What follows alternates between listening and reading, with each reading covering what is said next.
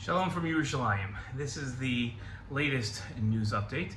We are hosting, may I say we, meaning the state of Israel, mostly Prime Minister Netanyahu, Jared Kushner and his assistant and Steve Witkoff's deputy Aryeh Lightstone for talks about moving on in Gaza. The frustration that people are feeling is that we're not moving on to stage 2.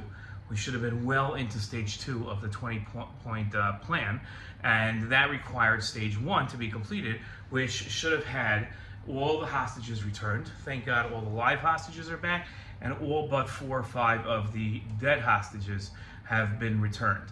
But we still are not, Hamas has not fulfilled its requirements of returning all the hostages. In addition, Hamas at this point was supposed to disarm and have given up all their weapons and given up, and they have not.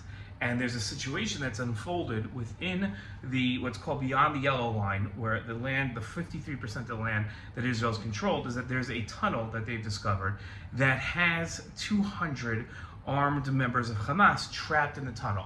These 200 members have requested that the United States negotiate for their release, their freedom from this tunnel, meaning that Israel doesn't arrest them or execute them or just seal up the tunnel and let them suffocate to death.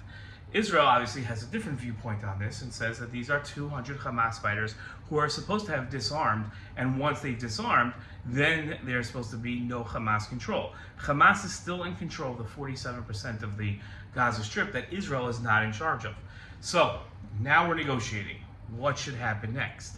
And there are very few options what should happen next, but the United States wants to see things moving forward. They want progress, they want action. Without progress in Gaza, nothing else in the Middle East, like negotiations with Saudi Arabia and normalization agreements, could really move forward. And we're reaching this deadline where next week the Crown Prince of Saudi Arabia is coming to the White House. The White House has to be able to show Saudi Arabia that there's going to be movement. Now, a lot of that movement was dependent on Arab countries stepping up and doing things, and some of those Arab countries are Saudi Arabia. So the fact that they're not stepping up is kind of a self-fulfilling prophecy of doomsday, of where they're not going to allow things to get better. More aid is flowing in, but Hamas, because they're still there, is stealing the aid. So many people in Gaza are not receiving that aid. So what do we do going forward? That's the million-dollar question, or really I should say a couple billion-dollar questions with trillions of dollars at stake here in terms of international agreements. What do you think should happen now? I'd love to hear. Shalom.